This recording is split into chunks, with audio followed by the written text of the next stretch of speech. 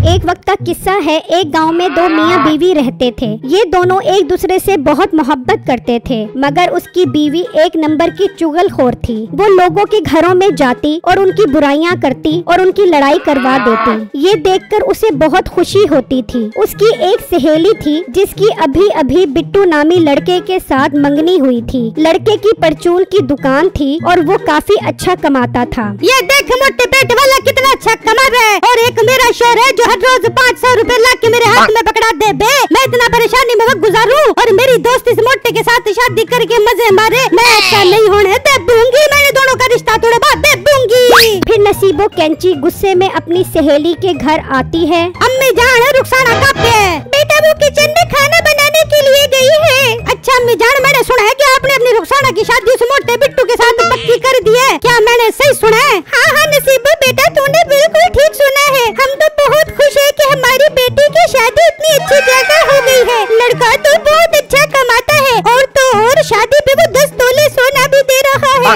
अम्मी जान तू लुट गई, तू बर्बाद हो गई। वो लड़का तो एक नंबर का बदमाश है। जहाँ उसकी परचून की दुकान है वो दुकान भी किराए की है। और तो और अम्मी जान झूठ इतना बोले कि बस पूछो ही ना। मुझे तो लगता है वो सोने का भी झूठ बोल रहा है। शादी के बाद तेरी बेटी को घर की माई बना के रख देगा।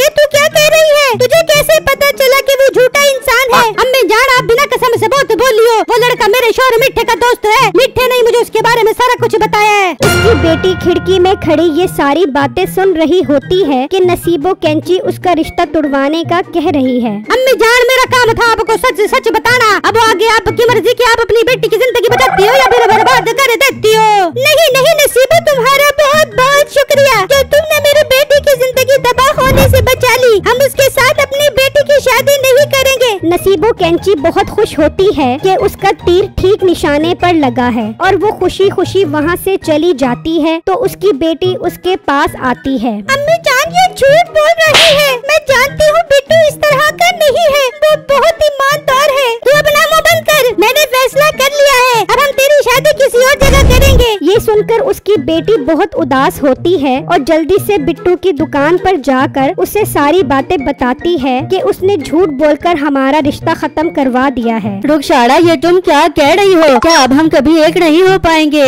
नहीं बिट्टू, तुम अभी जाकर नसीबो से बात करो कि वो भी को सच बता दे। ठीक है रुखसाना, मैं अभी जाता हूँ नसीबो के पास। फिर बिट्टू नसीबो कैंची के पास जाता है। नसीबो बाजी, ये तुमने मेरे होने वाले ससुराल में जाकर क्या बुराई की है? इन्होंने हमारा रिश्ता तोड़ दिया है। अच्छी बात है जो रिश्ता तोड़ दिया है। मुझे तो तू जरा भी अच्छा नहीं लगता, इसलिए मैंने तेरा रिश्ता खत्म कर दिया है। नसीबो बाजी, किसी की बुराइयां करना अच्छी बात नहीं है। तुम अभी उनके पास जाओ और उन्हें सब कुछ सच सच बता दो। नहीं जाऊंगी मैं उनके घर, कभी नहीं जाऊंगी। चलो भाग जा यहाँ से, चल भाग जा।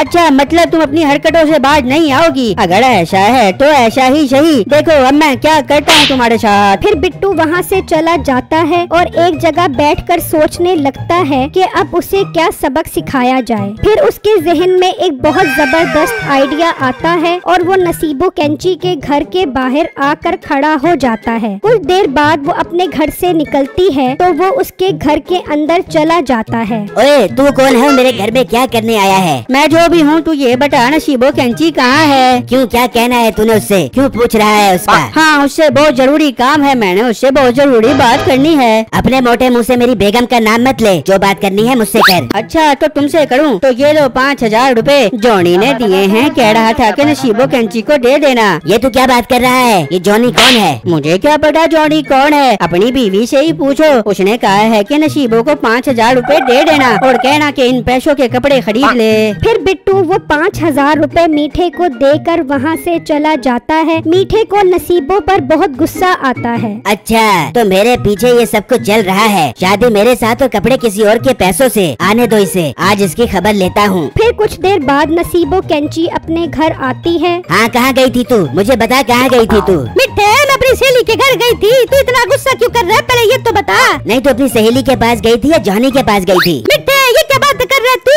मेरी पाक दामनी पे शक कर रहा है। पाक दामन? ये देख 5000 रुपए एक लड़का देकर गया है। कह रहा था कि जॉनी ने नसीबो के लिए भेजे हैं कि कपड़े खरीद ले। मिठे मेरे से कसम उठवा ले, मैं तेरे सिवा किसी से प्यार नहीं करती। मिठे मेरी जान के टोटे में तेरे बगैर मर जाऊंगी। बिट्टू बाहर मिठाई का डब्बा लेकर खड़ा होता है। अब मजा आएगा, इसकी ठीक धुलाई हो रही होगी। अभी तो पिक्चर बाकी है मेरे दोस्त, मैं अंदर जाकर और आग को भड़काता हूँ। फिर बिट्टू अंदर चला जाता है। देख ले आ गया है ये लड़का। हाँ अब क्यों आया है? भाईजान मैं नसीबो बाजी के लिए मिठाई का डब्बा लेकर आया हूँ, जॉनी ने भेजा है। वो कह रहा था कि अगर नसीबो जी को अच्छी लगे तो मैं और बहुत सारी मिठाइयाँ भेज दूंगा उनके घर के ऊपर। सुन ले, अब लोग मेरे घर में मिठाइयाँ भेजेंगे, तू क्या गुल खिलाती फिर रही है? ये लड़का झूठ बोल रहा है, मुझे पे इल्जाम लगा रहा है। नहीं, मुझे झूठ बोलने की क्या जरूरत है? अगर आपको यकीन नहीं आ रहा तो मैं आपको ले चलता हूँ जॉनी के पास। नसीबा बहुत हो गया, मैं कोई बेगैरत हूँ जो लोगों से पैसे और मिठाइयाँ पकड़ता फिरूं। और लड़के क्यों मेरा घर खराब कर रहे? तेरी माँ की कसम सच सच बता दे, वरना मीठा मुझे घर से निकाल दे बेगा।